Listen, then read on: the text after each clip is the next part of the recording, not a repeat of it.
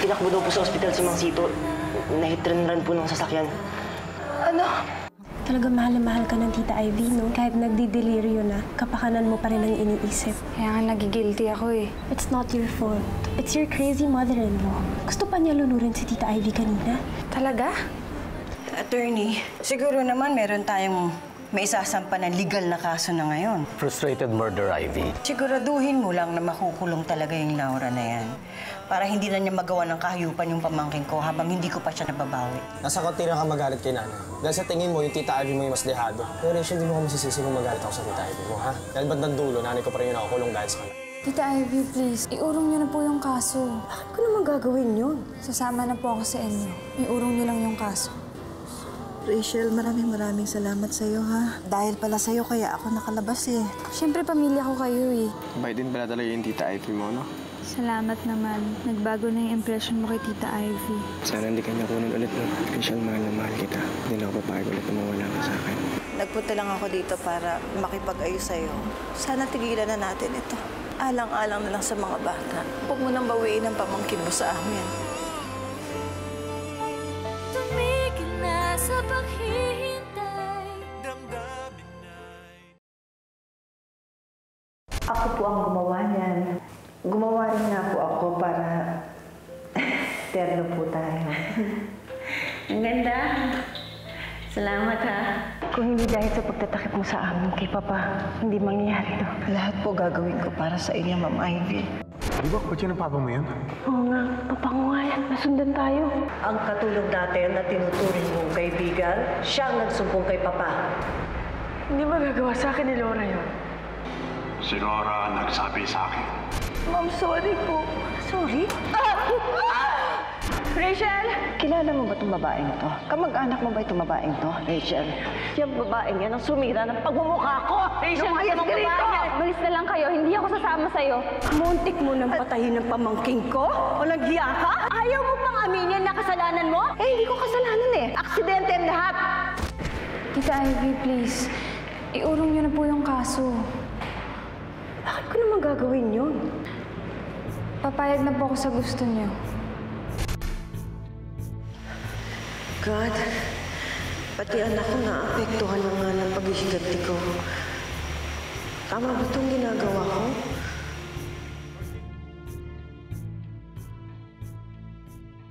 Ate! Ate! Bakit di mo ako tinawag? Oh, bakit kita tatawagin?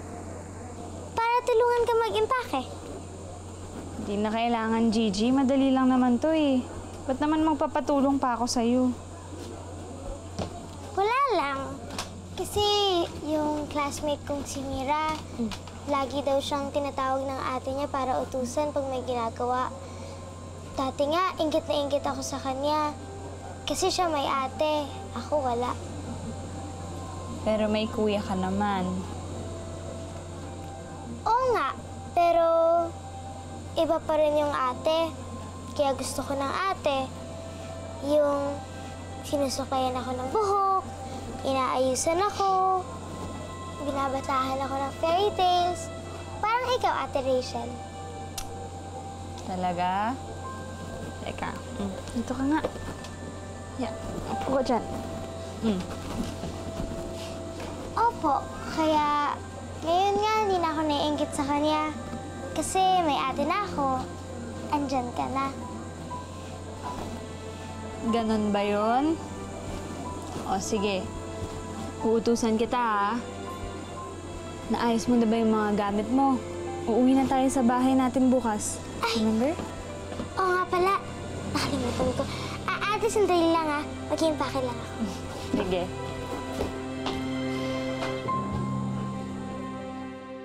Sayang, Gigi. Bukas wala na ako. Wala ka na ulit, ate. I'm so sorry.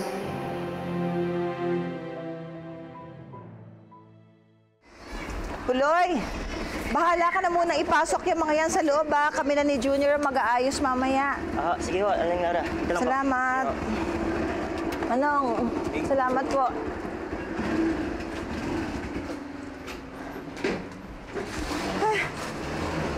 Pagod ako.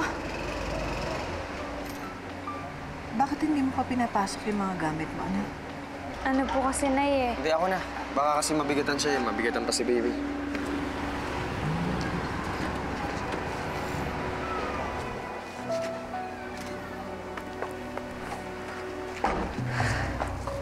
Rachel, let's go. Saan kayo pupunta? Sa condo unit ko sa Makati. Rachel, hindi mo pa nasabi sa kanila? Hindi pa po, eh.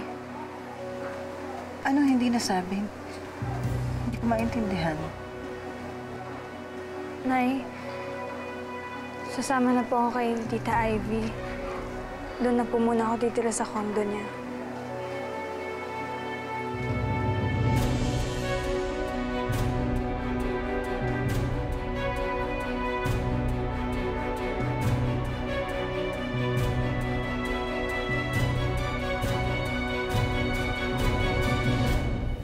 Sama ka sa Tita Ivy mo? June, yun lang kasi yung kapalit. Para iurong na ni Tita Ivy yung kaso laban kay nanay. Ba't di mo sinabi sa akin? Bakit mo sinabi sekreto? Pag sinabi ko ba sa'yo, papayag ka?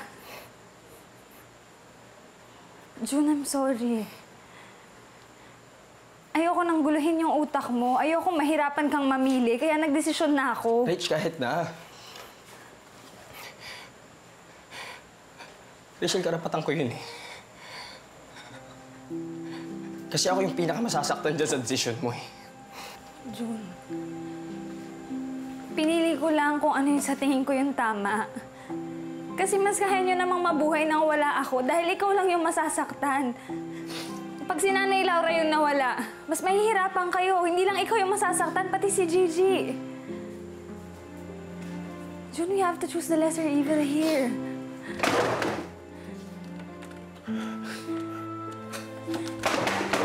June, tama na.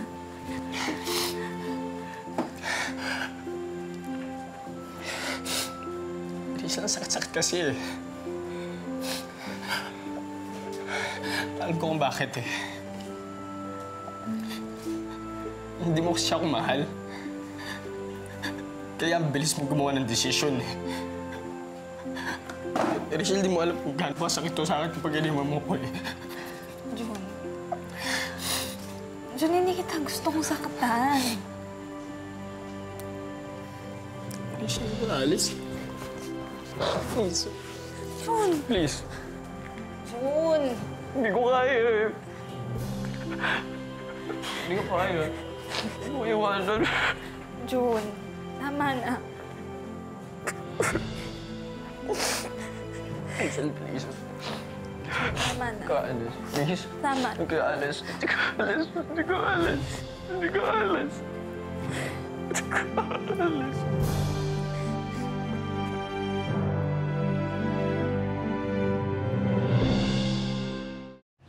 Nakikiusap ako sa'yo, Ivy. Huwag mong kunin si Rachel sa amin. Parang awa mo na. Huwag mo siyang kunin kay Junjun. Hindi makakayanan ng anak ko. Nagmamakawa ako sa'yo. Utang ng loob, Ivy. Laura, ang kasunduan ay kasunduan. Nangako ako. Ibigay kong para sa inyo. Hindi ko na nga itutuloy yung demanda pero ibigay niyo naman yung para sa akin. Ivy, kahit na i-demanda mo ko ulit, kahit na ipasok mo ko ulit sa kulungan, sampahan mo ako ng demanda, mas gugustuhin ko pa na mabulok ako sa kulungan kaysa magdusa ang anak ko. Rachel, wag mo ko iwan, Rachel. Hindi ko kaya eh. Please, Rachel, please. Mama ka ako. Please, please. Ate, please, huwag ka na umalis. Huwag mo nang iwan si Kuya. Pag umalis ka, wala na akong ate. Gigi, don't worry. Ate mo pa rin ako kahit hindi na ako dito nakatira.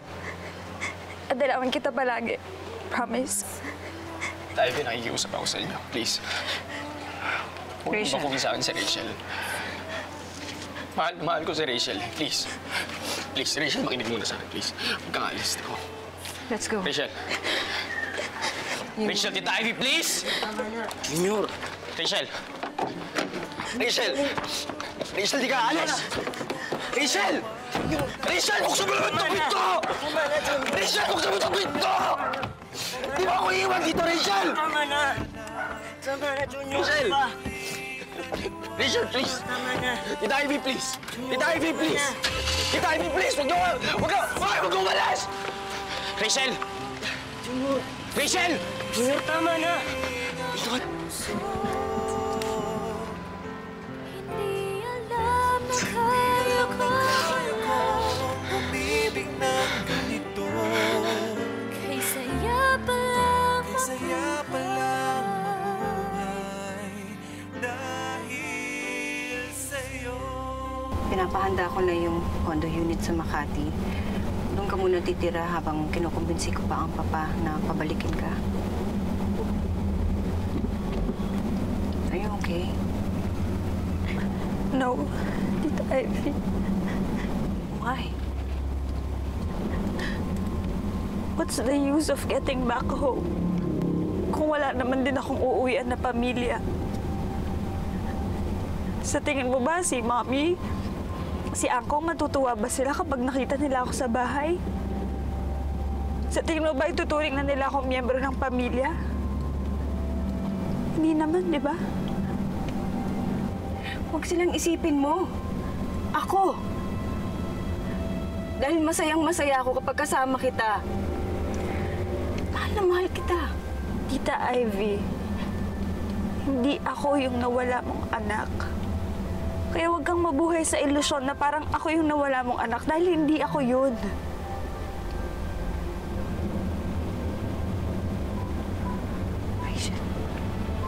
Tita Ivy, mahal kita. Dahil napakabait mo sa akin. Pero let's face it, hindi ikaw yung tunay kong nanay. Hindi ikaw yung tunay kong pamilya. At si Junior, sila na yung pamilya ko ngayon. Mahal na mahal nila ako, kaya napamahal na rin sila sa akin. Kaya ang sakit-sakit sa pakiramdam. Kasi feeling ko, palagi na lang ako nalalayo sa mga taong nagmamahal sa akin.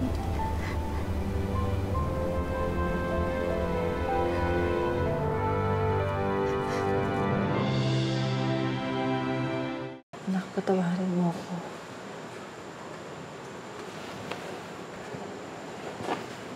Ako may kasalanan eh. Kung hindi ko siguro sana sinugod si Ivy.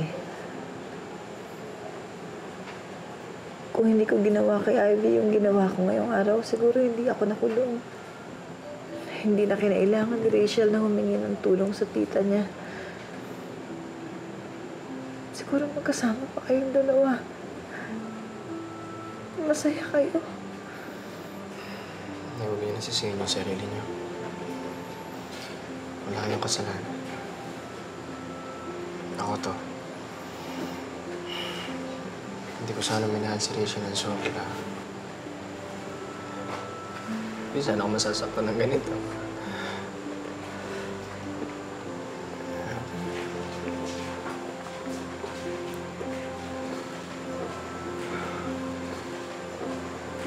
Ate Rachel?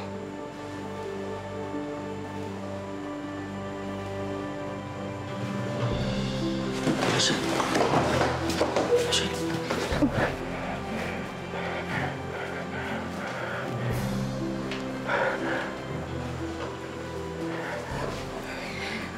Huwag mo nang sisihin ang sarili mo, June. Rachel, bakit ka umuwi dito? Hindi ko siya kukunin.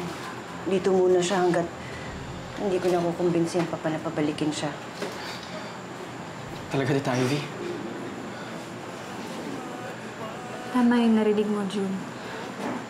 Hindi na ako aalis. Akala ko na nakatamay kita ulit.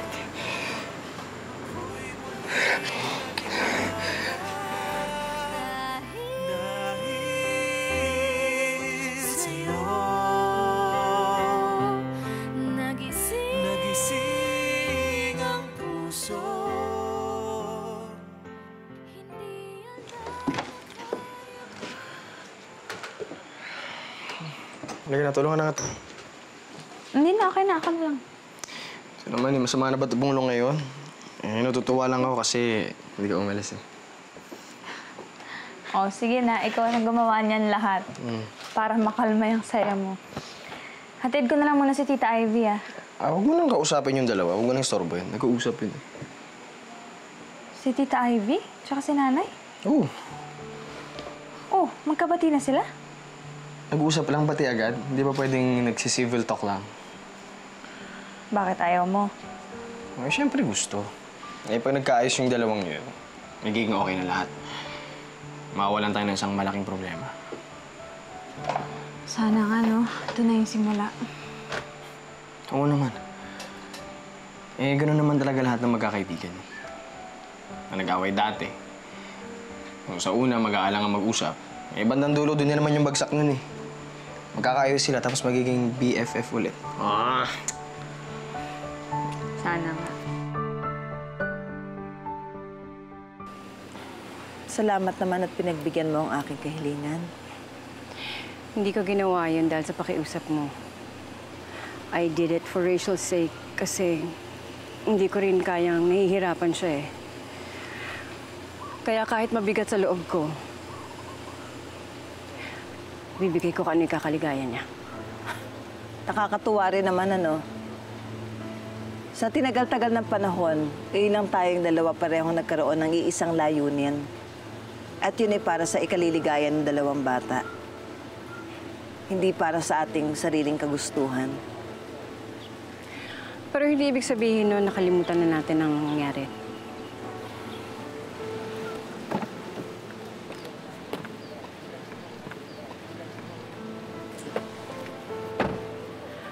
Pareho lang tayo. Let's put it this way. Hindi natin kailangan magpanggap na nagkabate at nakalimutan na lahat ang nangyari. Pero hindi rin natin kailangan mag-away para sa ikakatahimik ng lahat. Yun din naman ang gusto ko eh. Para sa ikaliligayan ng dalawang bata.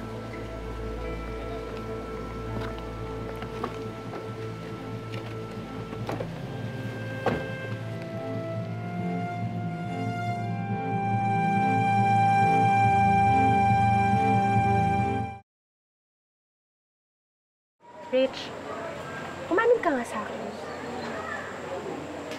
Ano aaminin ko? Sino ba talagang hindi mo maiwan dito? Yung pamilya ni June o si Junior mismo? Cheska, ano ba namang tanong yan? Siyempre, lahat sila. Pamilya ko na sila ngayon eh. Mahal nila ako, kaya mahal ko na rin sila. So, mahal mo na si Junior. What a question. Napakasimple lang nung question ko, Rachel. Answerable by yes or no. Huwag mo nang gawing komplikado yung mga bagay. Okay, fine. Hindi mahirap mahalin si Junior. Pero, wala nang pero-pero. Sabihin mo, maybe. May possibility na mahal mo na si Junior. Wait. Stop it! Stop it. Aminin mo na kasi.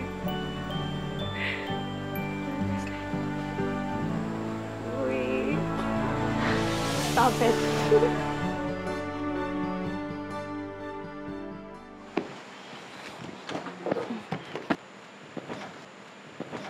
Oh. Ba, milagro. Inaayos mo yung higaan ko? ayaw mo? Gusto. Ito naman eh. Kaya agad eh. May tanong nga pala ako sa'yo. Ano? Bakit mabait mo sa akin ngayon? Eh, mabait ka rin naman sa akin eh. Hindi naman yun yung tamang sagot eh. Ano ba yung tamang sagot? Yung ano? Yung... Ano? Yung sinabi mo kay Cheska. Ano yun? Yung sinabi mo sa kanya. Yung tungkol sa akin. Yun ba? Hindi ka chismoso, no? Ito babae, ito pakipot to eh. Sabi mo na kasi, ano yun? Gusto ko lang namang marinig ulit. Ayoko, baka matuwa ka. Grabe to. Hilig mo mabitin. Sige na, gusto ko lang naman marinig ulit eh. O sige na. Hindi ka mahirap mahalin. Uy! Yup. Uy! Oh my gosh. Sorry. Sorry. Nadala lang. Sorry. Tayo ka na.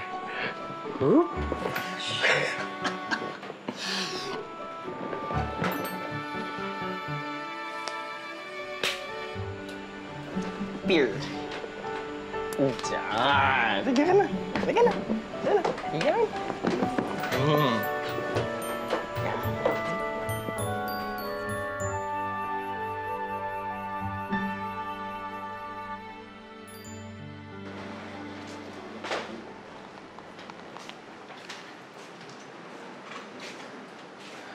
Nay, anong problema?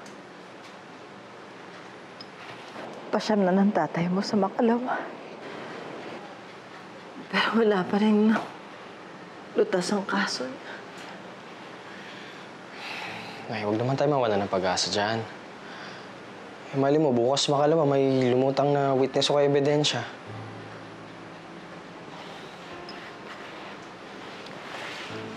May bibilihin lang ako sandali.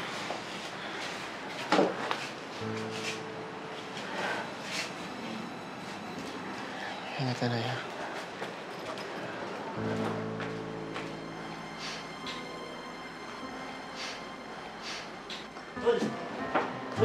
May good news ako sa'yo. Ano? Si Sarge, pinapapunta ako sa presinto. May development na daw yung case ng tatay mo. Talaga? Sige, magbihis lang ako. Sige, dali mo, Brad.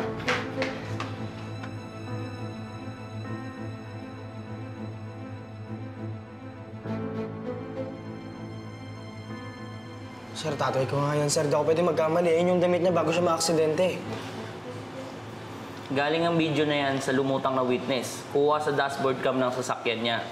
Dinadala namin yan sa NBI. At nakapag-produce ng mas malinaw na video. Nakakuha na rin kami ng plate number. Talaga, sir? Ito ang plate number ng sasakyan na nakasagasa sa tatay mo.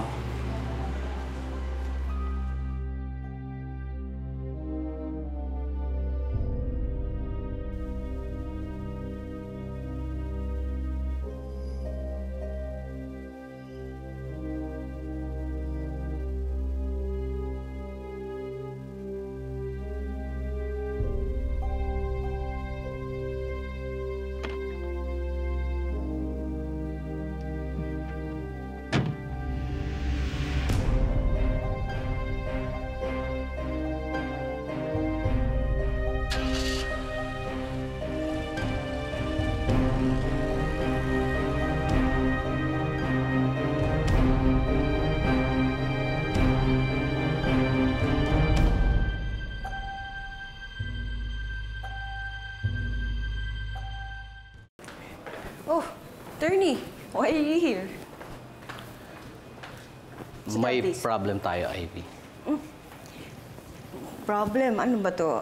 Tungkol ba to sa kaso na iniurong ko kay Laura? No, hindi yon. Pero konektado pa rin kay Laura Lapsat. No, I don't understand. Anong connection nito kay Laura? Tinawagan kasi ako ng kaibigan kong NBI officer kanina. Nakuha na raw nila yung plate number ng taong nakasagasa sa asawa nito na si Luisito Lapsat Sr. Well, that's good. Finally, masasolve na rin ang kasong to. Pero Ivy, plate number ng sasakyan mo nakita sa video footage. What?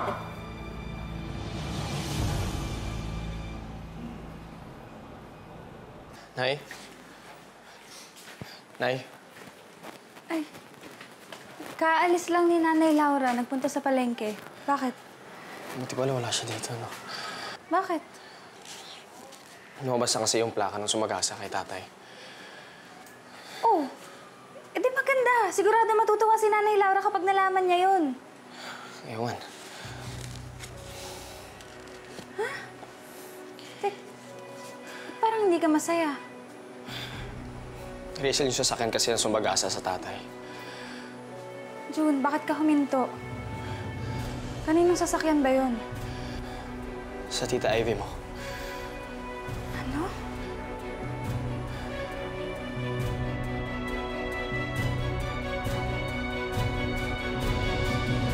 Akin nga tong sasakyan, pero hindi ako lumalabas tong gabing yun. Kaya imposibleng ako nakasagasa kay Sito. Nagsasabi ng totoong hipag ko, Chief. Nandito siya nung gabing nangyari ang aksidenteng yan. Ibig niyo po bang sabihin, ma'am, itinatanggi niyo na kayo ang nakapagasa at nakapatay kay Luisito Lapsat? Oo, Chief, imposibleng ako. Kung paano na-involve yung sasakyan ko dyan, hindi ko alam. Pero Miss Tan, lahat ng mga kasamahan mo dito sa bahay, pati kasambahay, walang umamin. Hindi nga namin alam kung sino gumamit ng sasakyan. Dahil sa'yo ang nakapangalan ng sasakyan, ikaw ang liable dito. Wala kaming magagawa, kundi ikaw mismo ang uulihin namin.